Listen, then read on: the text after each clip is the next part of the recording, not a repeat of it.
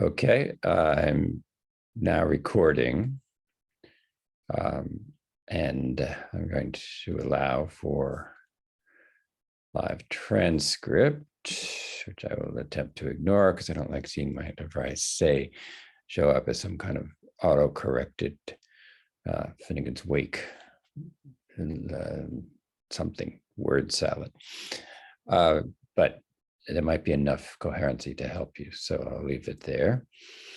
So I'm recording. This is my tape to comment on Lost Highway, the third in our series. First film noir, the first Detour, the second Kiss Me Deadly, the third Lost Highway, and we'll conclude with Christopher Nolan's Memento, which I haven't taped yet, but will soon. So before I get to the actual movie, because I'm going to share screen, and that may set off a copyright issue, in which case lately what I've been doing is putting it on my media, which I think you can access. I've given you the URL for the movie Lost Highway on my media. If this taped commentary that I'm making now gets blocked on my YouTube channel, it's hard to tell with Lynch. He doesn't seem care a lot about copyright. But if it does block it, I'll put it on my media. I seem to be able to upload to the Facebook class page without getting flagged. I'm making it up as I go along. But one way or the other, I think I can get the tape to you. Plus, it's being now that I'm recording on the Zoom cloud and not my computer, and we can find it on, I think you can find it on Zoom Cloud, which also seems exempt from being blocked. So we're still talking about film noir, and to offer a thumbnail possibility here, when we look at different genres, in terms of the symbolic and the imaginary and the real, all of which overlap to form something like reality, and the genre is really the organizer that attempts to stabilize a certain reality, and it sometimes allows the real to break in, or the symbolic to fall apart, or the imaginary to become overactive, all of which threatens the quote unquote reality, which in fact is not there. So of course it's always under threat. The ego is the equivalent of quote unquote reality. Your ego is a paranoid construction based on an imagined self that is correlated to an imagined other. It's not that there is no other, and it's not that you don't exist. It's just that you have to imagine the other to be aware of them. And then you have to incorporate that imagined sense of the other, often in the form of a gaze. We've talked about that, a master gaze, perhaps, when Mother Veil being a particularly pernicious gaze. Lost Highway is a phantasmagoria of gazes. It's the videotape operates as a gaze. It keeps showing up, and although it wouldn't seem to be a gaze, it's something that they look at. Eventually, it is looking at them as the tape progresses from a relatively harmless, mildly creepy shot of the outside of the house to an inside of the house, to finally what appears to be Fred having murdered his wife, although at that point, who knows if he actually murdered his wife or he thinks he did. And the tape later in the movie gets associated closely with what people tend to call the mystery man, the man who appears at the party. He's not given a name, so we just call him the mystery man. He would seem to be the man who makes tapes. And certainly we see him with a video camera. And I should point out that the video cameras were still relatively new. People didn't have phones that could take video cameras, and cell phones, in fact, were relatively new. So when you look at the mystery man scene, and it's quite a big phone. It looks quite boxy. So Lynch is using cutting edge gizmos, social media, handheld video, cell phones. But with Lynch, he's so tapped into the universal dilemmas of consciousness and reality that it really doesn't matter whether he's talking about a telegram or an actual telephone. He's obsessed with actual telephones too. He's obsessed with electricity, elevators, which is our electric doors that open and close. You always know that the relationship between reality and the real are about to start breaking down when you hear electricity in like light bulbs starting to flicker, or perhaps pop out, or even just the soundtrack as some kind of low level ambient humming. It's on the verge of being either overwhelming or disruptive. So, and this is very true of his series, TV series like Twin Peaks too. Um, every time reality and real flip, the electricity goes nuts. Because I think that for Lynch, electricity is a perfect metaphor, because electricity, when it's working, is our reality. You know, you flick on a light, it turns on. But in fact, darkness is the reality, is the real here. You can flick on the light, which then pushes back, and he's obsessed with lamps, by the way, too, you know, red lamps, and so on. There's a bunch of lamps in Lost Highway, but way more in Mulholland Drive. And a telephone is also a pushback of the real, which is, you know, we all know when there's a bad connection. You know, are you still there? I can't hear you. Let me try and call you back. In a way, that's what we're always doing. Whether we're meeting someone in the hallway saying, "Hey, how was your weekend?" We're on a certain communication line that can, you know, possibly break down at any point. Maybe obviously where someone seems insulted by something you say or whatever, but in all kinds of much more subtle ways. For one reason, we have dreams, and those are important in Lost Highway. Dreams, to some degree, are the residue of the unacknowledged differential between, you know, the reality you think you lived on a given day and the incursions of the real into that reality that had to be ignored, suppressed, diverted in order for you to have a reality. And then in your dreams, that suppressed real, which would have derailed your reality had you given it fuller credence in your wakeful day, sort of works itself out, burns itself out even. So you may well have had a difficult conversation with somebody, and it either returns in intensely surreal form and it's maybe virtually unrecognizable, or it might sometimes even take you back to the scene of that conversation, except now it segues into a time when you were 7 and somebody hurt your feelings, or you know, it sort of starts, it's ruled by affect. So I mean, the real dominates dreams, just as reality dominates when you're awake, but neither one can permanently prevail except in psychosis, where the ability to keep reality and the real breaks down. So that when Fred becomes Pete, it would seem, and then when he goes back to being Fred, arguably we are watching psychotic breaks of a sort. Where was Fred when we were watching this movie where that appeared to be Pete? And where does Pete go when suddenly, after Alice, who is played by Patricia Arquette, who also plays Renee, whispers into Pete's ears, "You will never have me," you know, having said, "You still want me, Pete, don't you?" And then she stands up and walks away. And when we get this counter shot, Pete is Fred again. So Fred seems to become Pete when he can't have Renee, and then Pete seems to become Fred when he can't have Alice.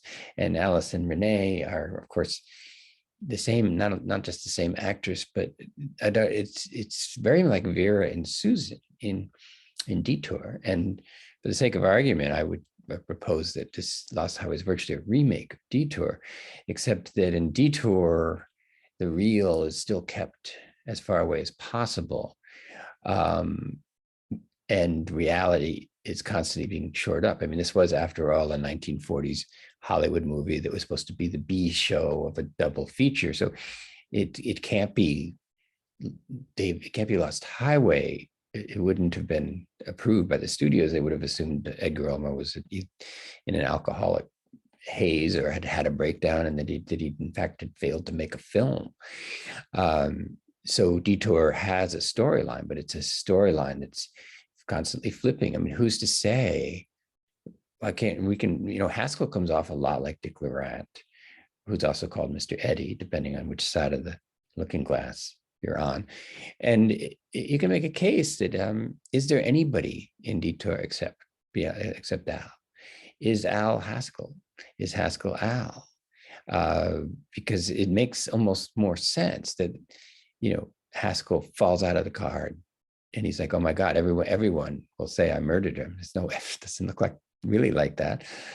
So I've got to become him. Well, that so different than Fred shaking in his jail cell, awaiting his execution and turning into Pete. All of a sudden, there's Al in the driver's seat, wearing Haskell's clothes, Haskell's wallet in his pocket, Haskell's identification. He's now Haskell, or so he thinks. But just like Susan torpedoed him by saying, by the way, I'm leaving, suddenly Vera, who also is sitting in the position of the dead Haskell, snaps up and says, where did you put the body? And so Al's attempts to stabilize his reality by fantasizing. This is where the imaginary comes in. See, the symbolic is like you can own a car and you can have money and you can have a driver's license and a passport with a photo ID and an OHIP card. That's all symbolic. All of that says, quote, who you are, but it's also imaginary. I mean, you're not, that your name was given to you, your passport can be, they can photograph all they want. These are just reference, and the reference have no essential relationship to you. I mean, your identification can be approved as you come across the border, or proving you have COVID or whatever.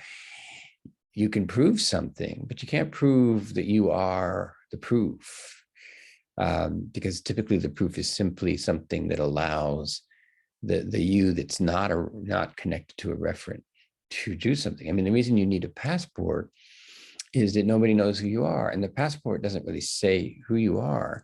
It just stabilizes.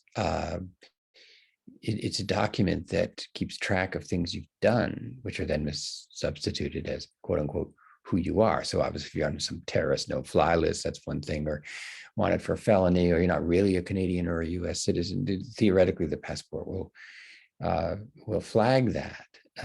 If you're not vaccinated, theoretically, you won't be able to show proof of that. But of course you could, and we all know about fraud. I mean, the very fact that you can create fraudulent documents raises the question of, is there any other kind of document? Aren't all documents fraudulent? It's just a question of degree.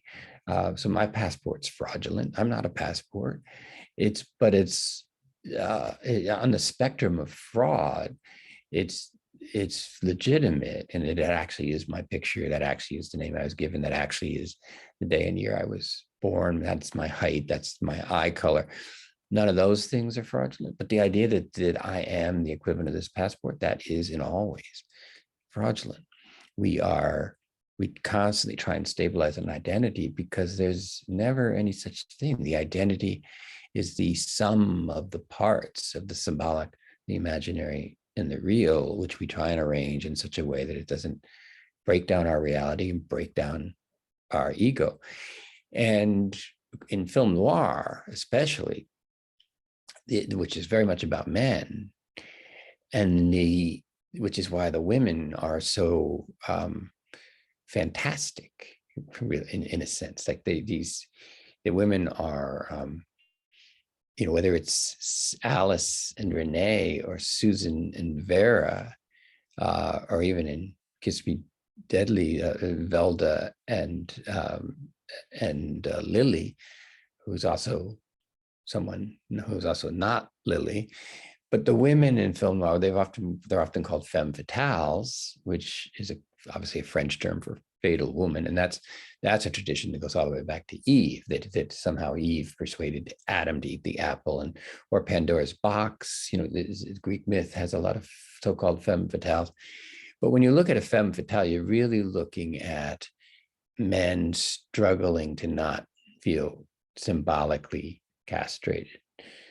Not so much literally, although that seems to come up a lot, that the femme fatale tricks them with her sexuality and makes them feel, in a sense, castrated, like acts like all she wants to do is go to bed with them every second, and then says, "You will never have me," and that's a kind of castration. But it's important to really see it as symbolic castration, because no one's actually walking around disfiguring male anatomy, but male anatomy is predicated on the phallus in that sense of wanting to be a master signifier. So the male body is seen as having something that the woman doesn't, this anatomically speaking. And then this means somehow, for some reason, and it's totally arbitrary, that the man can be a master signifier, whereas the woman can only be the thing signified. But in order for the man to fantasize that he's a master signifier, the woman has to agree to support his fantasy that she is only and always the signified. So what you get in the noir, Charlotte is almost a femme, on the verge of being a femme fatale at the close of Now Voyager, but then she, because it's a melodrama, she and Jerry work it out. I thought Charlotte's like, I made a big mistake. I thought you understood. You don't understand. Jerry's looking more and more uncomfortable and confused, and then somehow they shore up the symbolic and they suppress the imaginary. And they light their cigarettes and they talk about the difference between the sun and the moon, and it gets stabilized again. As I've mentioned in the earlier noir talks, noir is the anti-genre. So it's the destabilizer that prioritizes destabilization as not just something that happens, but something that's always already happening. Stability is the fantasy. Destabilization is all that's real. And the difference in that sense, between melodrama and film noir, roughly speaking, is melodrama is the triumph of the symbolic. Even in your midterms, the final scenes in both movies reestablish a kind of master signification that now that the visibly Black mother is dead, the issue of whether the daughter is passing or not sort of disappears. She's not passing because the movie doesn't have to deal with the problem that to appear white, she has to disown her mother, and to acknowledge her mother, she has to be Black. Well, her mother's gone. Her mother's out of the equation. So she's whatever people think she is. And she doesn't have to fear this intrusion of her mother bringing her lunch when she's a little girl, or her mother going to check on her at her place of employment, and outing her, over and over again. And so even though the melodrama tries to have it both ways, that she's like mother, and she publicly follows the coffin and would seem to be burying forever any possibility of passing. So it's interesting that in both versions, the white people are like, wait, what are you doing now? And don't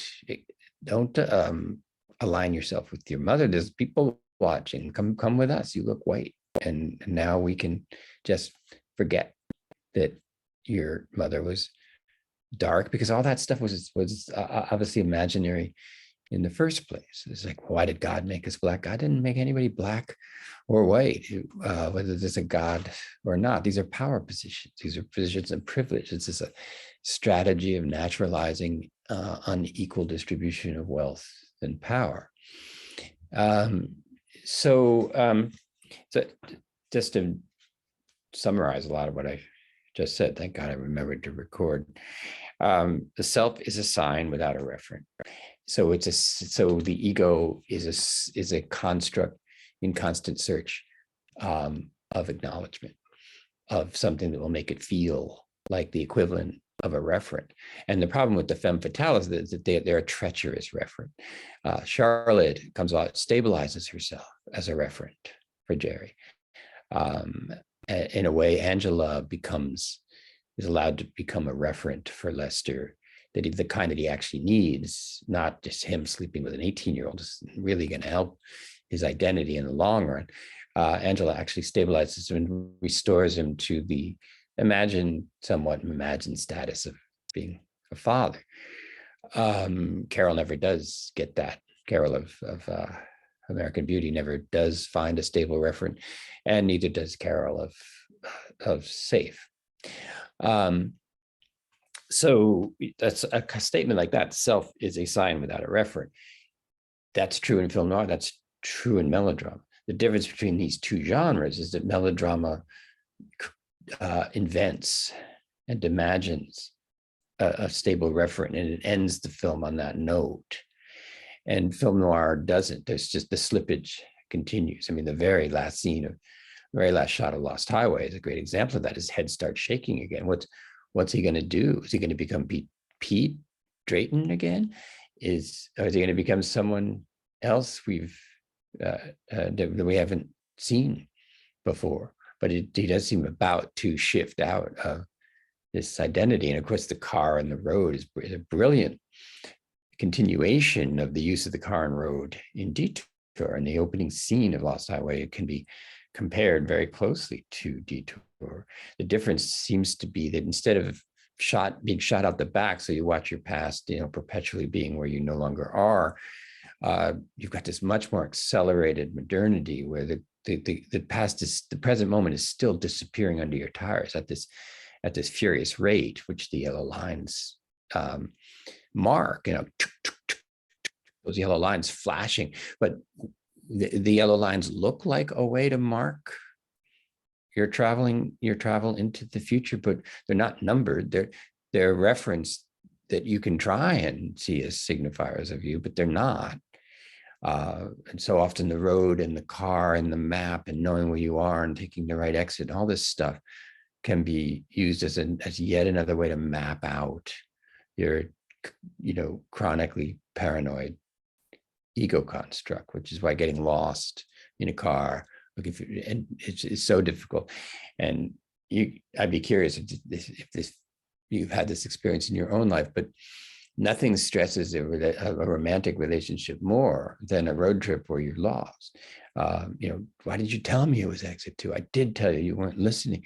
Well, where are we now? I don't know. Then the couple is arguing intensely, and more than one relationship has ended after a road trip because it's such a test of how much patience do you have with the other partner. It brings out all of your defaults, all of your worst tendencies, and it can disintegrate into somebody saying, well, calling somebody stupid, calling somebody else stubborn. This is abuse. I mean, a relationship can actually burn down in one bad road trip. I don't know whether and if it doesn't burn down, it can seriously stress things. So that if the relationship's to continue, both people have to actually circle back and say, wow, man, I'm sorry, I was super stressed. It's like, yep, me too. And whether they sort through it more than that or not, they have to at least do that, because both people are like, who am I in this relationship with? I thought I knew. And that's where Vera and Al are so great, that just at the moment where he's like, I felt sorry for the kid. She probably looked like she'd had a rough time. Where's the body? Snaps that ferocious gaze from the very same position of the dead Haskell. So the issue here is that the beyond language and logic is the empty essence of reality, quote unquote. Reality, the essence of reality is emptiness. It doesn't have an essence. And the essence, another way to put this is the essence of reality is the real, which is not, which undermines and destroys the reality. So reality is always a void. And that's why Nietzsche says, if you stare long enough into the void, it begins to stare into you. So if you stare at your reality, thinking it's real, and your object is to stare at it long enough and hard enough until the reality identifies itself as real, eventually the opposite will start to happen. The harder you stare at your reality, the less realistic it will begin to appear to be. And then after a while, the real itself will burn through your imaginary reality and be staring back at you as void, which is what the reality covers. Lynch is also obsessed with curtains for, in a way, obvious reasons. Red curtains often, but just curtains that Sometimes you don't know why they're there. They're just there. Lots of curtains, and the electricity starts snapping, and that curtain between reality and the real. There's not even a wall between reality and the real. There's just a curtain. It doesn't block out sound. It doesn't keep anybody out. It's more of a visual thing. You can pull a curtain so that you don't have to feel consciously subject to a hostile gaze, but the hostile gaze is still there. It's still behind the curtain. And in moments where you're made to feel guilty or ashamed, sometimes what's happening, whether the person means to do this or not, is they've pulled back the curtain, and the hostile gaze has access to you again. And if they're doing this on purpose, then they're trying to induce a guilt trip. And if they're doing it by accident, it's that they're upset too. Okay, so the self, I'm just glancing at some of my notes to see if I can get this out there as concisely as possible, it's an interrelated process of momentary events, a stimulus response with no underlying permanence, no essence, no intrinsic nature. And that's where genre, so that's where any genre movie you go to is exactly that. It's a use of interrelated processes, interrelated shots, editing, lighting, of momentary events. They create a stimulus response in you as an audience member that engages your self-construct. And then behind that is the reality, the real here, that there is no underlying permanence to this. There's no essence. There is no intrinsic nature. And that seems so clear at the end of Imitation of Life in a way. But it's also quite clear at the end of all of these noirs that we're seeing, the atomic explosion, the Al saying, "I'm a dead man and I have to stay that way," walking away from this diner. And of course, Fred, whose head begins to shake and he's in the void, is overtaking the screen again. So in Lynch, the real is given priority. That's one of the things that makes him unique as virtually unique as a film director.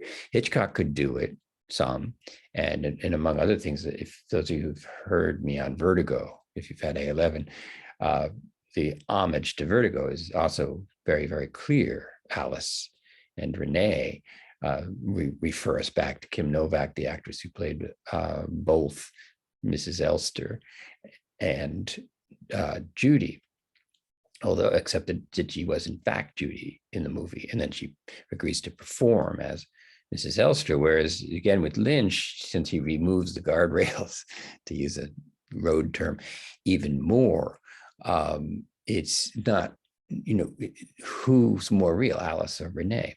There's no way to tell. There's a scene where I think the scene shortly after Pete pretty much inadvertently kills Andy. Andy lunges for him and just jams his head into the edge of the glass coffee table and is dead. Before that, Pete sees a photo that has both Alice and Renee, and he says to Alice, quote unquote, "Are you both of them?" But then when the police come to investigate the murder, the camera goes past that photo again. There's only one. Apparently would seem to be just, I don't know, either Alice or Renee is gone. But Alice and Renee, just like Mrs. Elster and Judy, represent the split in the male subject. That's why you get these Madonna horror complex. Susan's the Madonna, and Vera's the whore, so to speak. What one seems to be above, idealized. The other is down and dirty and sexually available, but also treacherous and fatal.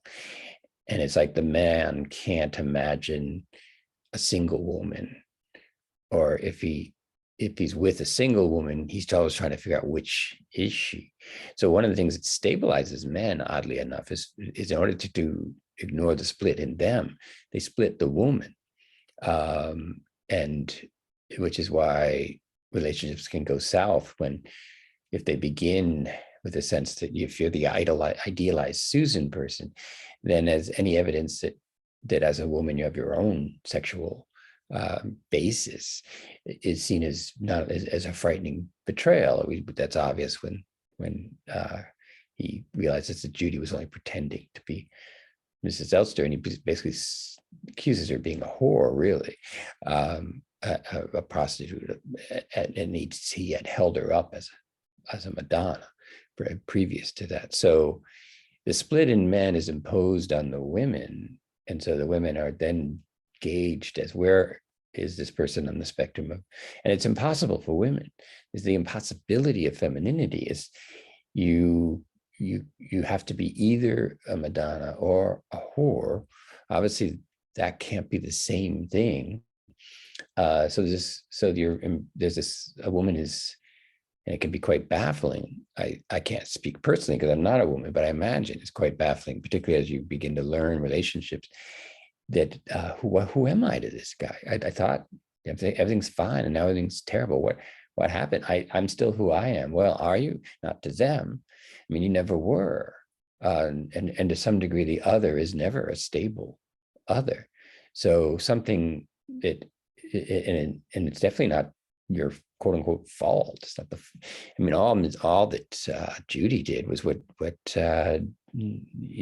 Scotty begged her to do, which is dress back up as Mrs. Elster. And then when she finally completes that task, he drags her up a tower, possibly to throw her off to her death. Okay, I'm gonna have to get to scene soon. So let me just finish with my little cryptic pronouncements here. So signs posit stable identities, but they do so on a foundation of radical impermanence.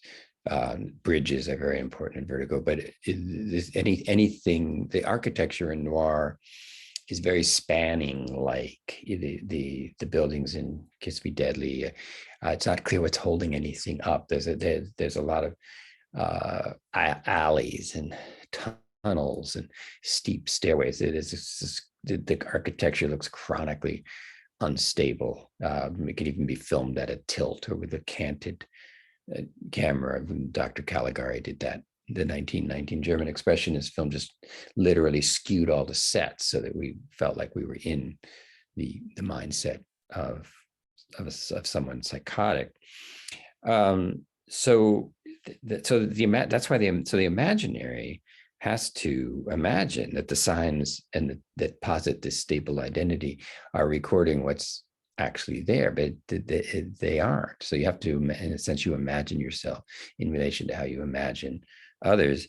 And then the other way to try and stabilize that chronically impermanent state is to adhere to the symbolic, the law, language, institutions. And melodrama essentially finds a way to suture your radically impermanent self-construct back onto symbolic structures. But noir privileges the imaginary and the real, and it's paranoid. I mean, all these voiceovers are paranoid because it's the ego's breaking down.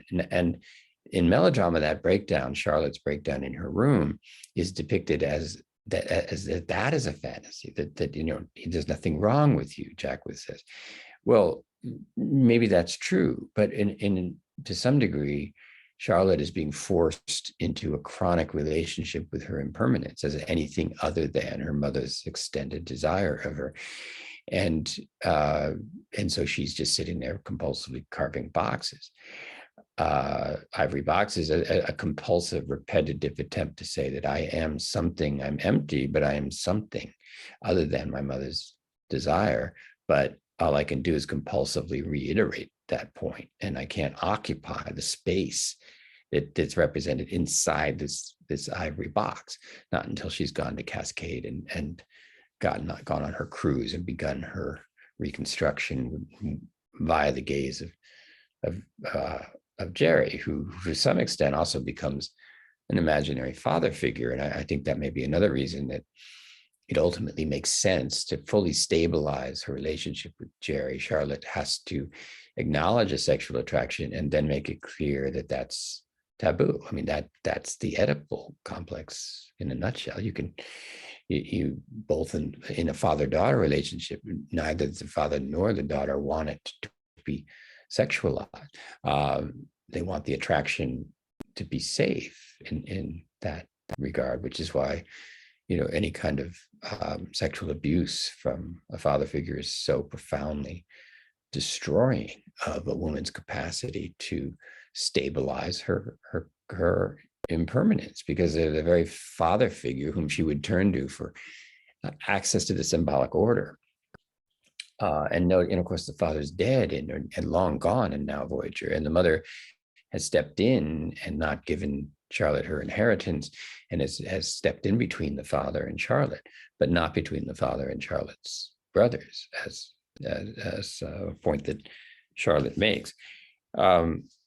So the real is always a reality unmediated by conceptualization.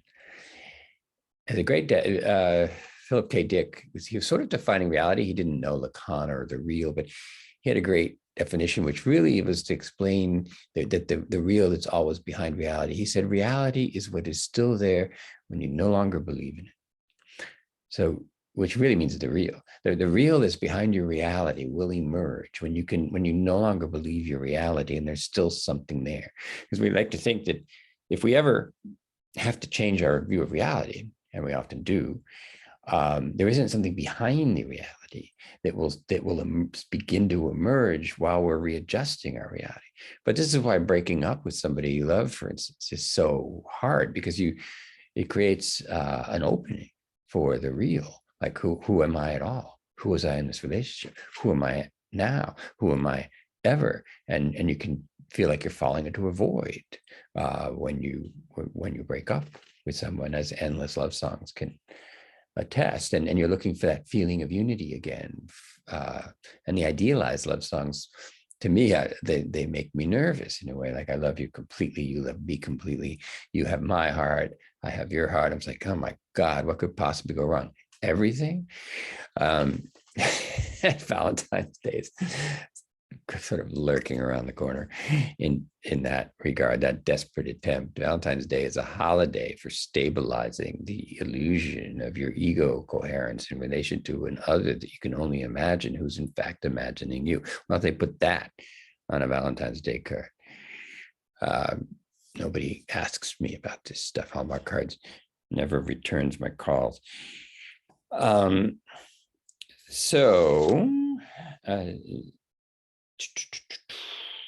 so that's probably enough of that for the moment. I'm going to offer this for your consideration. Let me hold it stable while you look at it, and then I'm going to take it back. So you might even want to make a screenshot of it.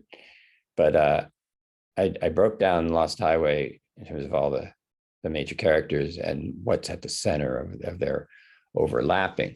So there's the symbolic, the real, the imaginary, and the symptom. And this time, the symptom is an important in film, because melodrama has the symbolic, the real, and the imaginary, and it denies the symptom as anything other than a temporary disruption. Film noir is like the symptom's always there. Your symptom is one of the circles. It's not an intrusion that you can get rid of. It's always there. The real is always attempting to break down your reality.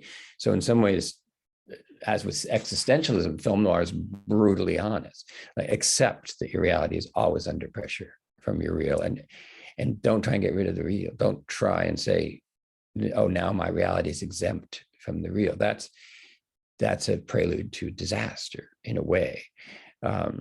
That's because that just, melodrama shores up the ego. Film noir says the ego is a paranoid construct. And that's, a big difference between the two. I'm going to try and share my screen. So, okay. Oh, so let me add that if you look at the middle circles, Fred, Renee, Pete, and Alice. So whether it's Fred with Renee, Fred with Alice, Pete doesn't seem to have much to do with Renee, except when he sees the two of them in the photo and then says, are they both you? And then I couldn't fit it in, so I just put an asterisk in the middle of all of this and suggested that from the real, there are multiple iterations that are emerging at different points in the movie. The videotape, Dick Laurent, Sheila, and quote unquote reality, Sheila being the ordinary girlfriend, for want of a better word, is his sort of high school girlfriend. But really, particularly Dick Laurent, the mystery man. Sorry, that I should put that. That's really important. Mystery man should be here too, because notice that the only person who's ever shown in kind of on screen as a kind of equivalent of the mystery man is Dick Laurent. And Dick Laurent is a masterful, he's presented as somebody that's in charge of master discourse. But the movie opens with him pushing on the intercom and hearing someone say to him, Dick Laurent is dead. Now, as we begin watching the movie, and Lynch can take advantage of this, we're not going to know until very, very late in the movie that, as far as we can tell, Fred is the one who killed Dick Laurent with a knife handed to him by the mystery man. So this is one of those allegorical deaths, comparable, I think, to Mother Vale dropping dead when Charlotte rounds on her and says, I didn't want to be born, you didn't want to have me, it was a disaster. That's a noir moment, and it kills her immediately. But then the melodrama kicks back in, because she's like, I'm going to have a breakdown, I'm going to have a breakdown. But then she goes to Cascade and she finds Tina, and she makes Tina her object, so that she can stabilize and, in a sense, take up the position that her dead mother just vacated. So is there going to be a difference between Mother Vale and the way she treated Charlotte, and Charlotte and the way she will treat Tina? The structure is identical. So the question is going to probably be, how continuously can Charlotte monitor her behavior to make sure that she doesn't reproduce a version of her own younger self by the way she treats Tina? Because the other thing, I don't think I've mentioned this yet, but the other thing that she did kind of do is she's removed Jerry from Tina's life. I mean, yeah, she says, come anytime you want, but it's a little like the Mother Vale stepping in between Charlotte and her father. And Charlotte, however you slice it, she is stepping in between Tina and her father. She's orchestrating the scene at the top of the stairs, which is seen as a much better version of her coming down the stairs. But is that just for now? There's a lot of, repeat in melodrama that we don't notice as much, because melodrama is so anxious to shore up the symbolic and reality. It tends to show these reproductions. Like, I mean, if Lynch filmed the scene where Tina's coming down the stairs, he would almost certainly flip back and forth between Tina and the shots of Charlotte's hesitant foot, just to, and we'd be like, oh my God, what am I watching? What's real?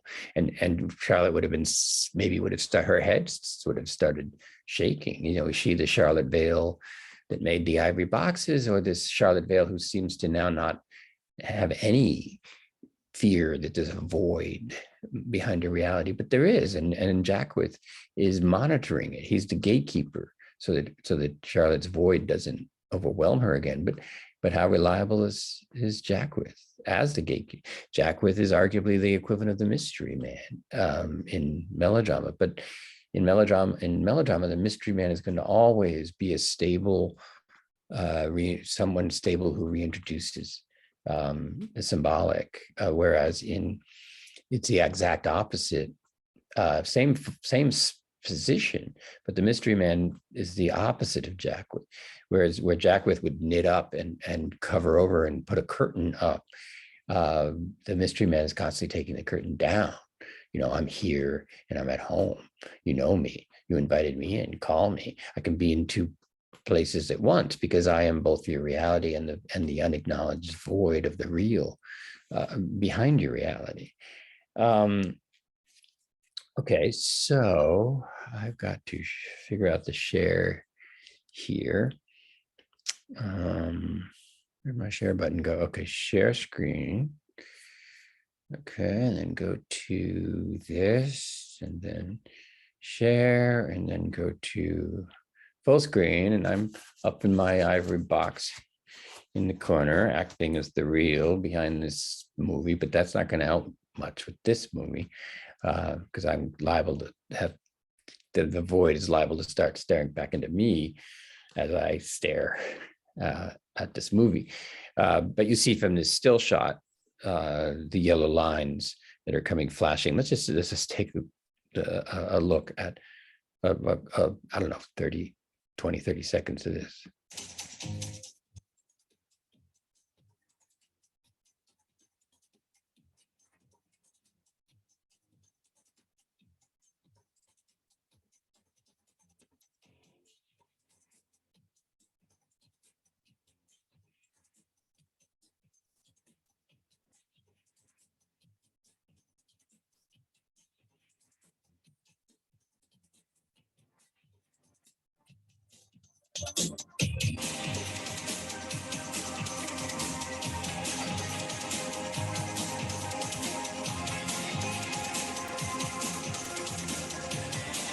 So the names, I've said the signifier, sorry, the self is a signifier without a referent. Your name, of course, is a referent, and it signifies you, but it's not the equivalent of you. And these names are literally coming up and hitting the windshield and then flashing off, like the way if you're driving and maybe a piece of paper someone threw out a window briefly covers your windshield and you're like, shit, I can't see. I'm going to hit something. And then the wind pulls it away and you're like, phew. So your windshield is a little like watching a movie. And in the case of Lost Highway, things are smashing into your windshield all the time and partly covering it up, like Fred turning into Pete. Like, it's like, where am I? I'm going to drive off the road. Am I even on the road? Okay.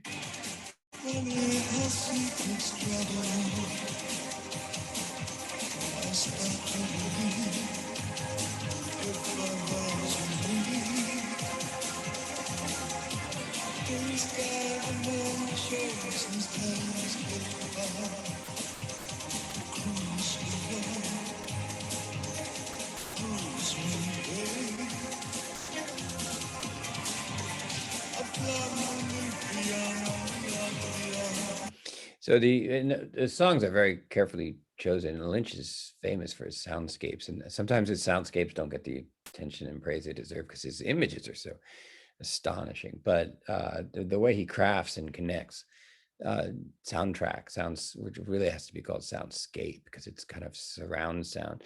The song is from David Bowie, whom Lynch, of course, knew, and Bowie was in the original Twin Peaks, and some version of him was even in the more recent Twin Peaks, although Bowie himself has passed away.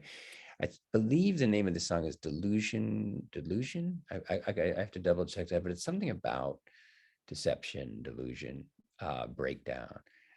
So it's not just, oh, let's find a cool, creepy song. And I think, if I had to guess, what part of what might be attracting Lynch to this song is Bowie sets up such a Fred Peter contrast between the drum beat and the rhythm of this song, that which is very much like driving, and then this dreamy voice comes in, which seems to float above the piston-like back rhythm background, la la la la la, and then, but the behind that is still like,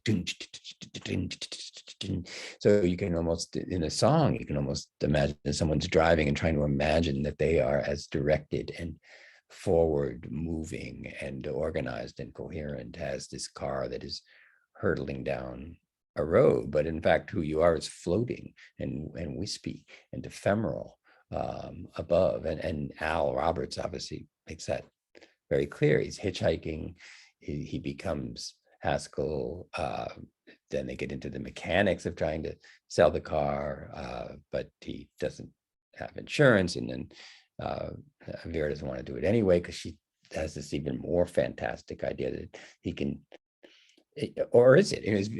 If he's, she basically thinks that it does she says at one point, I knew Haskell and that's not you. And he's like, sure it is. I have this ID in my wallet. And she's like, skip it, save it. I rode with him. I know you're not him. But then later she's like, you look like him and you could cut yourself and give yourself a scar. And the father hasn't seen him in forever. You got to, I'll note in passing, the absent fathers continue to be in this genre too, arguably every single Hollywood genre, because I think modernity is partly a crisis of the father. It's a crisis of the master discourse. No wonder we have this bumbling, obscene father in the form of Donald Trump, who's getting so much traction that it looks literally insane.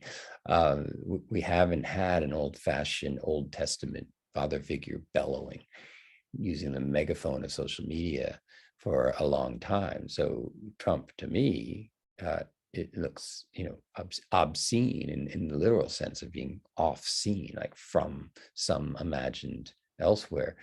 But to so many people, QAnon and all the rest of them, he signifies them. They insist that he is the referent that gives their lives stability. And so any attack on Trump becomes an attack on their own illusional and delusional coherence. So let's move up a little bit. So now we're inside the house. Let's see if I want to get where has he clicked the, let's see if he's clicked the, sorry, sometimes.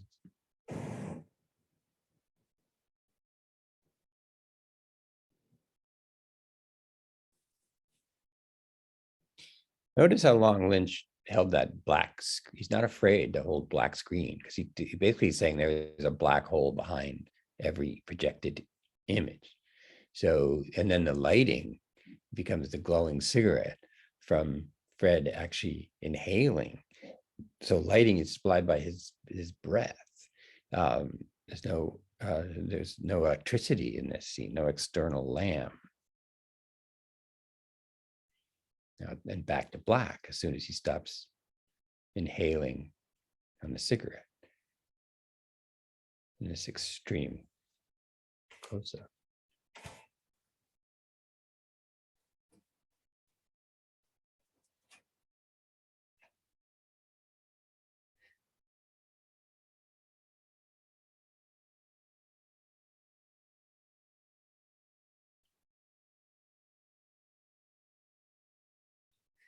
Now, presumably this light has the ambient light of, he's been sitting there since darkness. And he's listening to the doorbell. This is the second time. And there's a close-up of the intercom, I should say, but it operates as a doorbell.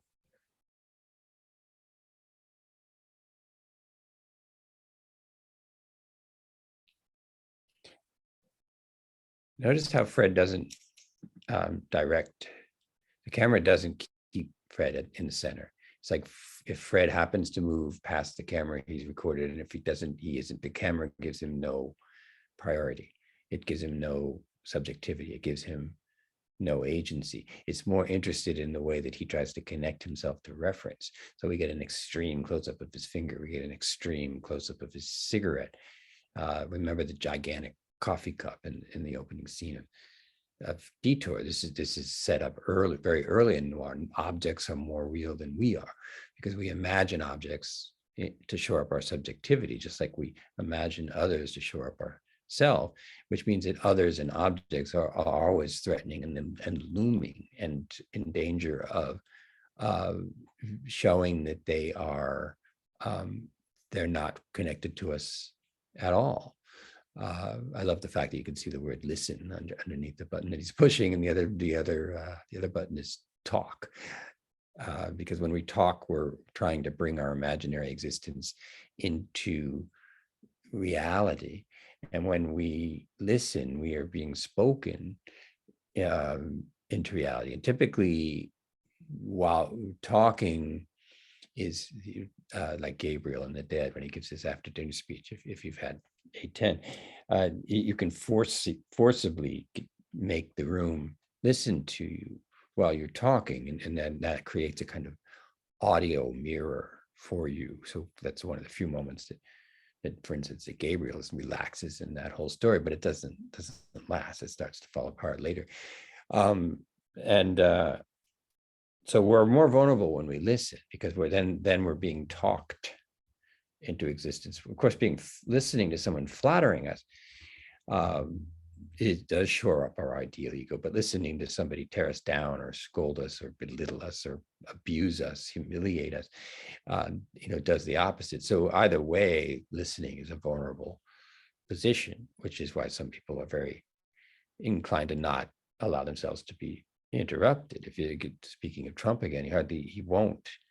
If anybody interrupts him to say what everything he just said's a lie, he's like, excuse me, you're very rude. Excuse me, get this person out of here. He's like Dick Laurent. He won't. He will talk over a situation. He will not allow himself to be. He's the enunciator, so he won't allow himself to be enunciated. Which is why he likes his rallies, because they're set up that it's all about him, and he's the only one with a microphone, the only one who can speak, and he can push the crowd this way and that way with lock her up or whatever, drain the swamp, whatever BS of the moment, and he's in his glory. He's the master discourse, and Dick Laurent is similar to that remarkable scene where he brutalizes, admittedly, that jerk, kind of over the top, who roared by him and gave him the finger. He can't tolerate that, because that enunciates him as worthless. So they have to go after this guy and pistol whip him and tell him to read the manual and threaten to come back and find him again. All the time in a strange way, Dick Laurent is acting like what he's doing is, except maybe for the excessive violence, is civic duty. Like, do you realize how many yards you have to be because the guy had been, tailgating, so he becomes the symbolic order is fun, and Dick Laurent occupies the symbolic order, and he uses it. And among other things, he runs some kind of pornography ring, which possibly Alice is depicted in some porno flicks that are going on in the background when Pete comes to Andy's house. So that would definitely seem to be Alice. But it's also good. It seems back to Fred's Madonna horror complex too. Like, part of his problem with Renee is he has a feeling that she has a sexuality that exists independent of his, and that's probably true. I mean, it is true of everybody, but he imagines that that's more real. Like, she gets her sexuality is being entertained elsewhere, and this renders him impotent in a way. Like, he can't satisfy her, so he can't be satisfied, because his satisfaction is linked to whether or not he can satisfy her. You will never have me. And shortly after that, what appears to be a kind of failed lovemaking, whether he's physically or clinically impotent, possibly not. It doesn't matter. The point is, he's not having any effect on her. She's allowing it. She's his wife, and it's like, I hope you had fun, but she's not really involved or there, and he doesn't really reach her. He certainly doesn't push her toward anything like passion. And then you get that extreme close up of her patting his back with the soundscape. It sounds thunderous. Like, she pats his back and we hear this sound like boom, boom. And whether he literally kills her or not, that would make him feel murderous. Like, you've castrated me by refusing to be moved by me through either physical or emotional arousal. And so you're doing this to me. You are tearing me apart. And on top of that, you're having an affair. So if that's real or not, because just as you can suggest that Al is Haskell and Haskell is Al, is in addition, is Fred also Dick Laurent, who's called Mr. Eddie? Is that where Fred went when Pete came forward? Because it's part of, it seems to be Fred's fantasy, but Fred doesn't. A lot of people looking at this movie say, "Oh yeah, Fred's fantasizing that he's Pete." I think he's fantasizing that he's Dick Laurent, who gets, who makes porn, who has any women that he wants, who can put a gun to the head of Alice in that scene and make her crawl to him, and Pete saying, and there's no evidence this is necessarily true. He's like, well, why didn't you just leave? Pete says. Then he pauses and he says, because you liked it. I don't know. That could be Pete's fantasy. That could be Fred's fantasy. Fred's fantasy is, I can't seem to turn my wife on. But if I had a goon, a henchman to hold a loaded gun to her head, that would turn her on. There's no evidence that would turn her on. This is the problem with shoring up an imaginary self by your imaginings of an other. Part because really another way to read that scene is he's feeling incredibly violent toward his wife for because he blames her for the way she makes him feel, and he wants to make her physically want him through fear, if not passion. Okay, so let's continue.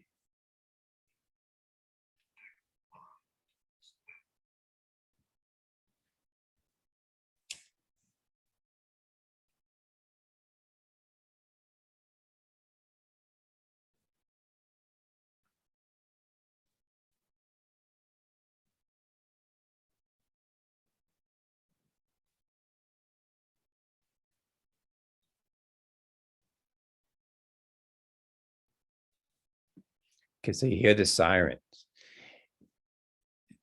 He hears somebody say to Laurent is dead in a very echoey way.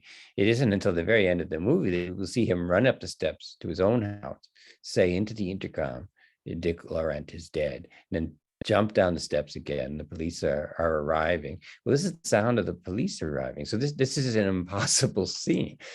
He's the one at the intercom outside saying Dick Laurent is dead. And then we hear the sirens, which we're not going to see. So in a way, this movie goes through this kind of Mobius strip, because it won't be till the end of the movie, in the final scene, that we'll see this scene reshot from the perspective of who came to the door. And this suggests the relationship between the tapes and the mystery, and it's always that excess real, that remainder that haunts and cannot be contained by reality. Okay.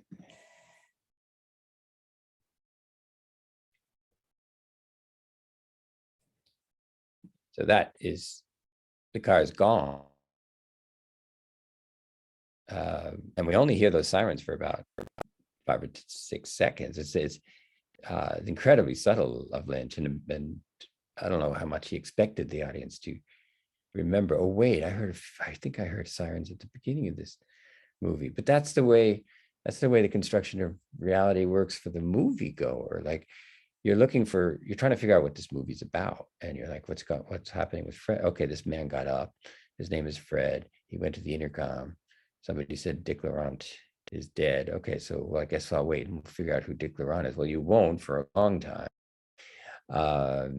And what would you do with that brief sound of sirens? I mean, maybe if they continued, or if you looked out onto the street and you saw all of those police cars that we know are there based on the end of the movie, you'd remember as a moviegoer that but it wouldn't, the movie is constantly saying that the you who speaks and the you who is spoken is never the same person. And when you're speaking, you're not spoken. When you're spoken, you're not speaking.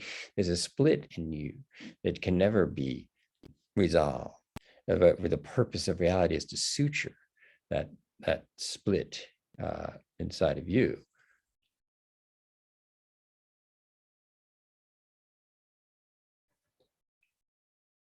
It's a very eerie soundscape. So he keeps going, looking at different angles.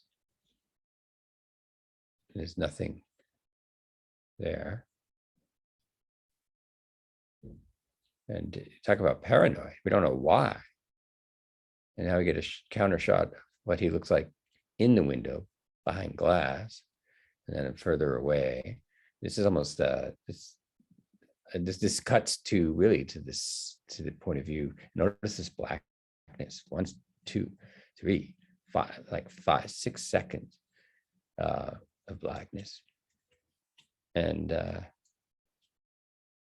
Now he's getting ready to, here's the first. So, and notice how the first third of the movie, when we're seem to be getting the world of Fred, is everybody's emerging around corners. They're coming out of the void. They're coming out of darkness, sometimes often literally. In this case, it's that something has interrupted the sight line. So, but she simply comes around the corner and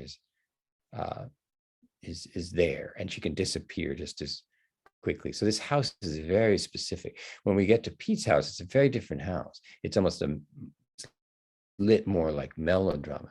And this is where noir is so famous, obviously, with its shadows. But I think that's, roughly speaking, that's a visual stylistic to show the fragility of both the ego, the self, the other, the object, the subject, and how the mystery man, the tape, Laurent, symbolic constructs, they're all the ones that are actually at the center, and they're orchestrating the symbolic, imaginary, and the symptom, because the symptom, we still tend to see a symptom as something that has to be overcome. Like if you have a symptom of a cold and sneezing and whatnot, then the point of, and if you go to the doctor, is how do I get rid of the symptom? So the difference here is that there's no way, there's no way to get rid of the symptom. You have to incorporate the inevitability of the breakdown of your reality into your experiencing of your reality. You have to incorporate the essential paranoid construct, the foundation of your ego, into how you experience yourself in relation to others. That there's an inevitable and unresolvable split. It can help sometimes when you feel severely threatened by people. Are they a threat to you? Are they actually in their own reality? Are they trying to formulate themselves as a destructive force, or have tweaked this split in you that's always there, and it's kind of your reality will identify them as someone who's a threat to your ego construct. But what's a threat to your ego construct is your ego construct. It's built on a fault line. It cannot be anything except unstable. And nobody, whether they love you and want to do everything possible for you, or they hate you and want to make your life miserable, it in a sense, there's no difference if their behavior tweaks the fault line of your ego construct. You can quickly, well, I'm not saying you, but that how do you move from loving someone who's your wife to dismembering someone who's your wife? I mean, typically most of us are not going to, and the fact that the murder does seem to be a dismemberment in the brief few horrific shots that we see. Why would you cut apart? He doesn't just stab her. It's almost like, I've got to impose this cut that's in me on you. I have to dismember you so that you can never reorganize yourself into this force that seems to disorganize me.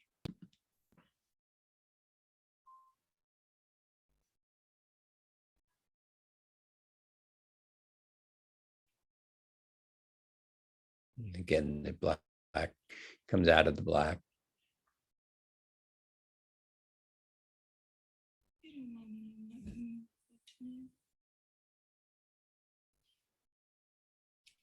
What are you gonna do?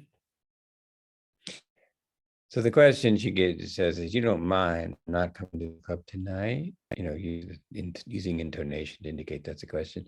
He doesn't say no. He says, what are you going to do? And that's part of Fred's problem. He's trying to figure out who Renee is. Where is her desire? He wants to be object of her desire, because that's what makes us subject to other people's gazes. Our desire, whether we know it or not, is to be their desire, because desire itself is also fundamentally unreal. It's just it's an aggravated sense of lack and then we nominate different things as being likely to fill it. And that comes out in a moment when even her laughter, which is a physical response. I wouldn't call laughter arousal, but it's not, completely unrelated to physical response to someone. It is physical to laugh, and it's fun, and it's not saying it's necessarily sexual, but certainly part of flirting with somebody is either making them laugh, and this is pretty gender that it seems to be in flirting that the role is for men to make women laugh, and then the men appreciate being the sub. It's a in courtship and in flirting, it's preliminary to the sexual. Like, do you respond to me? Can I make you react in ways that you might not have expected, like laughing at my humor?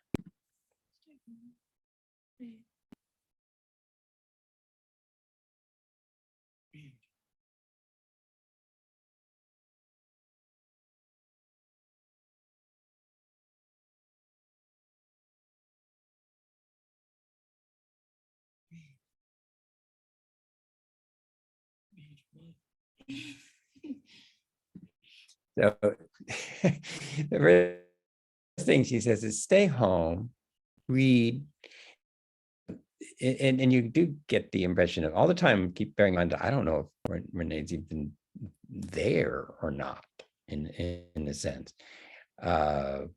She says stay home because she knows that's his anxiety, that she won't. That you don't mind that I'm going to stay home tonight instead of go to the club. What are you going to do? Stay home.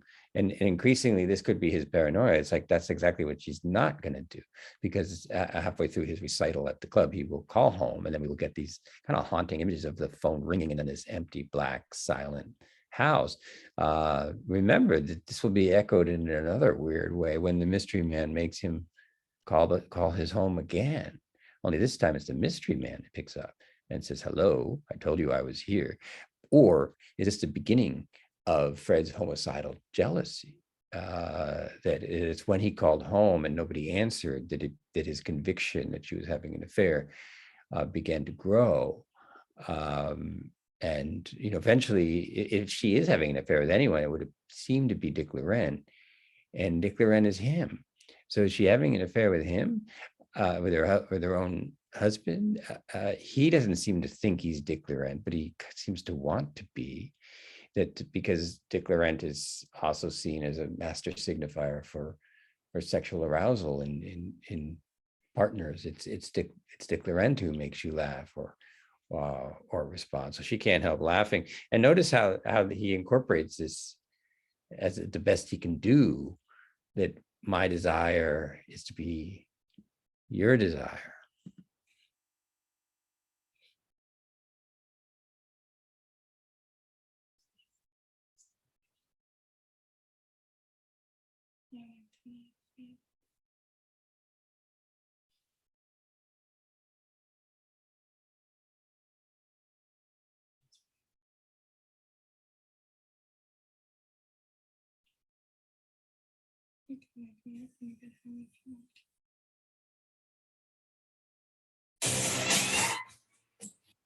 So that, in a way, that conversation also seemed to be code, right?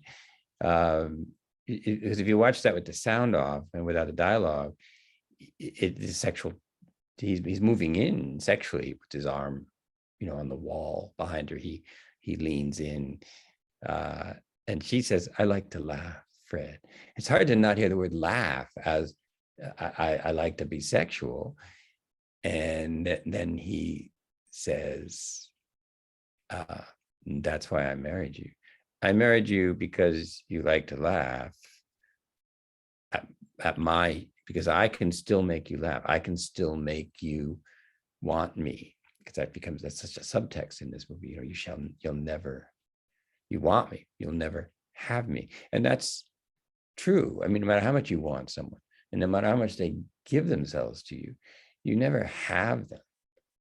Which is where domestic abuse can come in, is you can't, somebody's own ego construct is so fragile and paranoid. I've been watching a series you guys may have tweaked onto called Made, which features a couple of abuse scenarios, particularly the main character who needs to leave an intermittently abusive alcoholic husband who's not presented as unremittingly awful, which is why it's a more interesting show to me, at least. He's abusive. But the series makes it clear he's also broken, and to some degree she's been broken, and so part of their attraction to each other is they've each been broken by apparently, narcissistic parents, although we have less. Well, his own. Sorry, too many spoilers. Check out Made. It's 10 hours or something, so that's definitely not going to assign it even for extra credit. But it is a good series. So then he's in a Luna Lounge, and here, remember the saxophone from Detour that keeps showing up at odd moments. So he actually plays the saxophone, and there's no question he plays it as in a kind of sexual frenzy, as we see in this scene.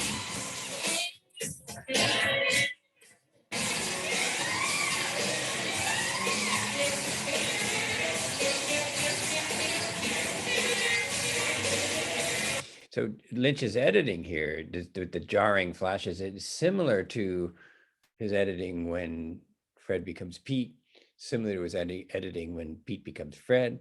So in this moment, Fred, Pete, Dick Laurent, this is the center of the circle.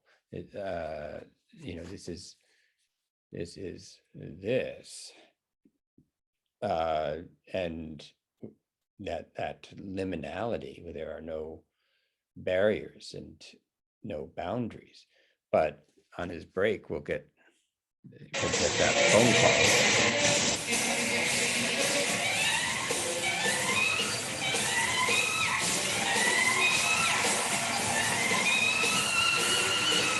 And notice as well that in terms of the band, if you will, he is playing the real.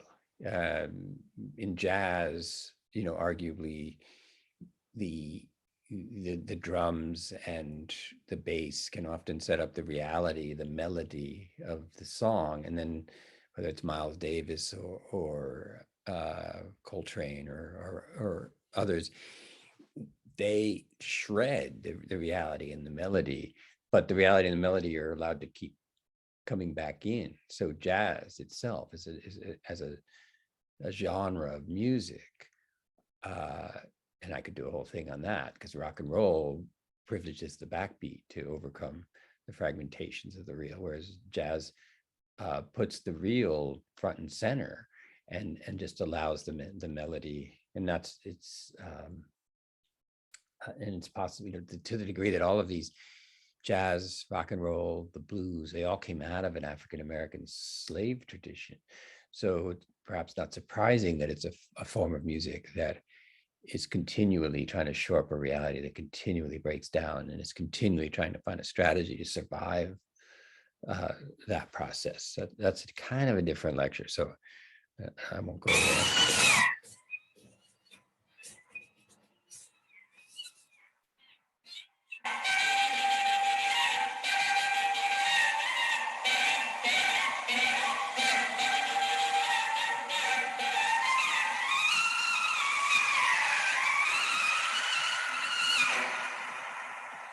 So there's a kind of foreshadowing of his impotence. The band stops playing, the bass line disappears, the melody disappears, and he's still furiously, what to say? I don't want to sound obscene myself, but he seems to be attacking something, trying to force it into a kind of acquiescence to his own passion. But there's a feeling at the same time that he's banging his head against the wall.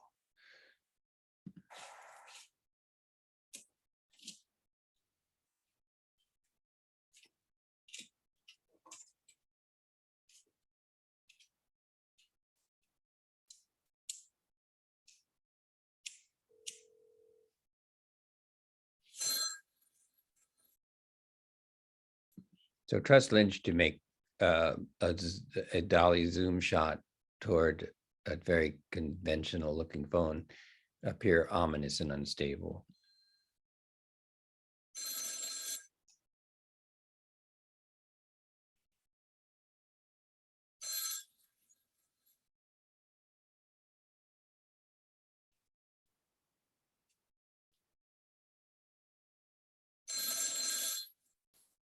And that the darkness in this is a very strange shot, counter shot, and this is a different phone. It's like because every phone and every receiver in the house is ringing, and it's curious that these are such older phones, very stodgy phones, and the mystery man, of course, will announce his ability to be in more than one place at a time with a wireless phone, a phone that's no longer connected to the wall, and because before the advent of cell phones, if you pulled your phone out of the wall, and think about the phone in Detour, where he pulls on the phone cord to stop the call, that obviously wouldn't make any sense with the cell phone. You can't stop someone making a cell phone call by finding the wire. There is no wire. That's why it's called a wireless.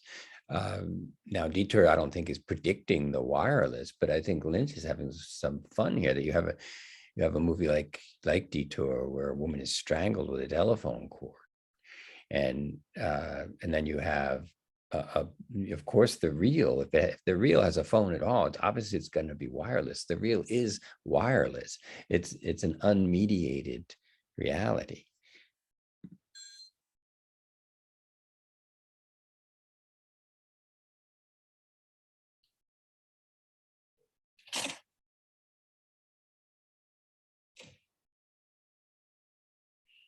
Look, just notice the way that Lynch did that fade out. That for a moment there, his face dissolves, which might not be worth noting, except that later twice his face will dissolve when he becomes Pete, and whatever is happening in the final moments of the film. And here we're back in this dark house, yet another emergence from blackness.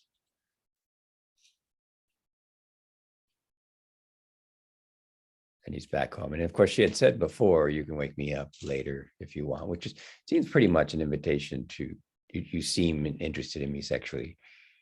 If that continues, go ahead. You can present yourself to me sexually. But the feelings that Renee keeps giving, that it doesn't have, it's not her passion. There's an allowance. He's not raping her. There's consent, but there's no passion. And here she's asleep, and we don't know that she wasn't home when these phones were ringing. In his own mind, he seems to assume that she must have been out while he was out. Here's black again, 1, 2, and now it's morning, and now we're gonna get the first tape. And by now, I think we can see that this tape that shows up at the door is the excess of the real that is continuing to operate outside the fictional coherency of their marriage. There's obviously something wrong. Even though they're married, they live together, they seem to have a nice house. He has a job as a saxophone player. It's not clear what she does. Okay, I'm going to move along a little bit. I could spend a lot of time on the dream, but notice this is the first appearance of the mystery man, because he tells her about the dream, and the gap between the reality and real is pretty much gone. Not, and I mean, she does seem a bit bored and a bit elsewhere, and a bit uninvolved. And this is where he tells her about his dream.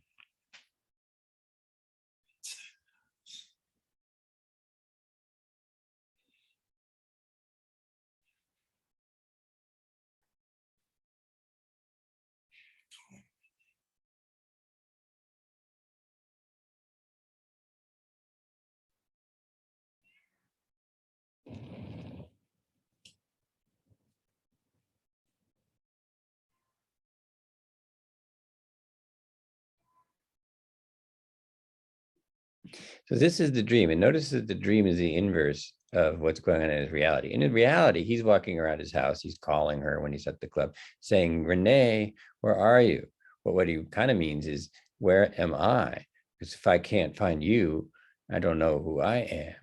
And so in his, but as I mentioned, dreams deal in the real. So he inverts it, and it's like she's calling for him, but also he can't find her. But that's his fantasy. That's his imaginary, that behind all this indifference on her part, she's calling out for him. But the reality is she isn't. But he needs to imagine that she is, in order to be okay with this apparent curtain of indifference.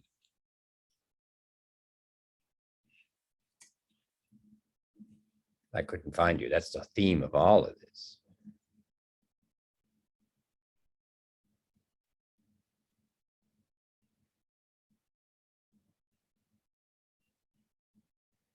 And it's so dark. It's very hard to see. The movie's easier to see on laptops actually than the screen.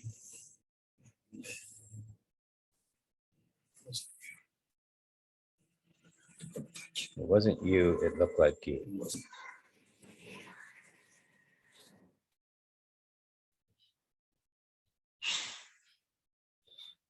This is him waking up from the dream. But that scream of hers was probably when he came at her with murderous intent. And now you could hardly see. It's so dark. Renee is the mystery man. Who will later say, I came in your house. I'm there now. So we seem to get a point of view shot of Renee trying to fend off what must have been a murderous assault. But did that happen? Because the mystery man he operates at that point in the Mobius strip where an apparent reality flips into a real that eclipses that reality, but can also equally flip out of that eclipsing real back into a new imaginary real, just like Fred becoming Pete. Okay, I can go on and on. I could make a 10-hour tape here. I don't know that you'd want to listen to it. But so what I've tried to do is be representative here. I'll leave you with this possibility. Two more diagrams. To the degree that Dick Laurent feels, see if I can do that. Yeah, interpolated. Sorry, Fred feels interpolated by Dick Laurent. That forces him to create this presumed relationship to Renee, which isn't really the relationship he has to Renee. It's a relationship he has to imagine that he has with Renee in order to fend off the master gaze of Dick Laurent. And what Renee can't account for comes over to this corner, and it shows up in the videotape.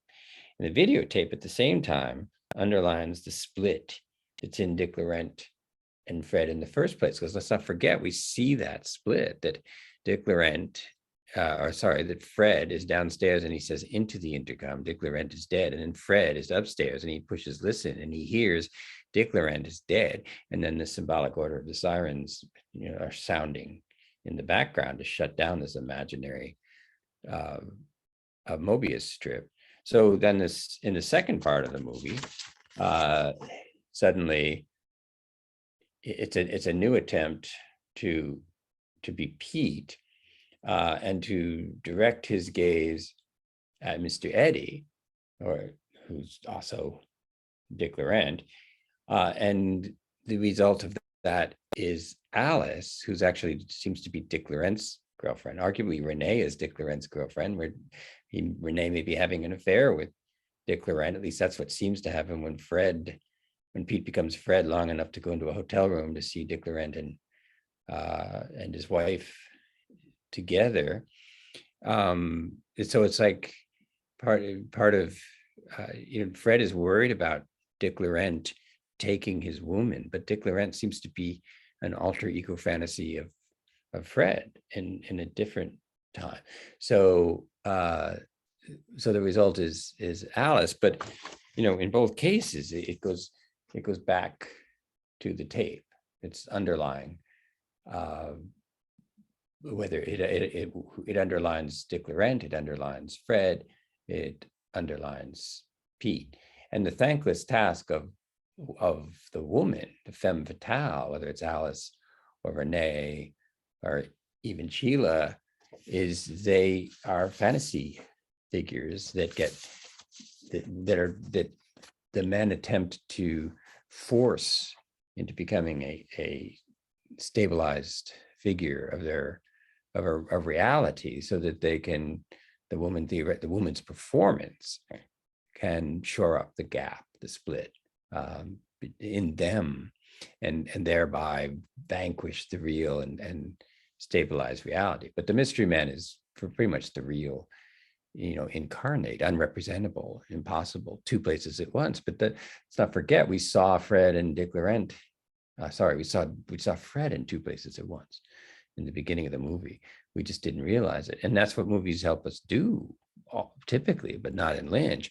They help us shore up our faith that you can construct a line between reality and the real, and that the real can then become just a dream, which it never is. The real is always the flip side that allows your reality, and that also threatens to unravel it.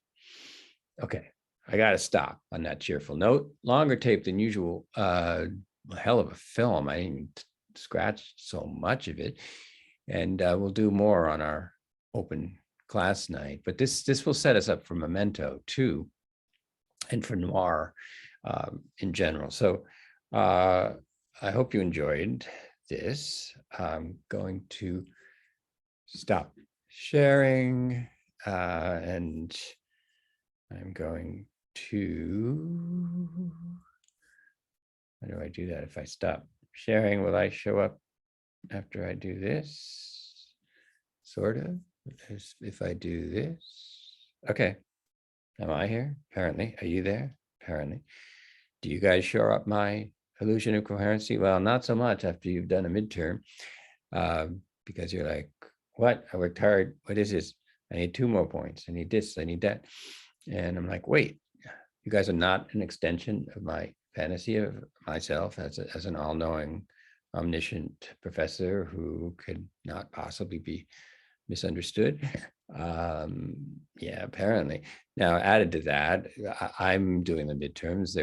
We couldn't, the TA that has been following the class can't, and I'm not going to bring in a TA cold. So I'm going to do it, but be patient while I get that done. I'm still hoping to at least post grades by Friday, and then maybe comments. And I may actually take excerpts, since I'm doing this now. I may take excerpts and piece together a pastiche of your responses that will be also an imaginary coherence. And maybe you could learn from one another. Okay, so stop recording. After stopping, you'll receive an email notification when the cloud recording is ready. Good. And when I do, I will convey that link to you in one form or another. Okay. Bye for now.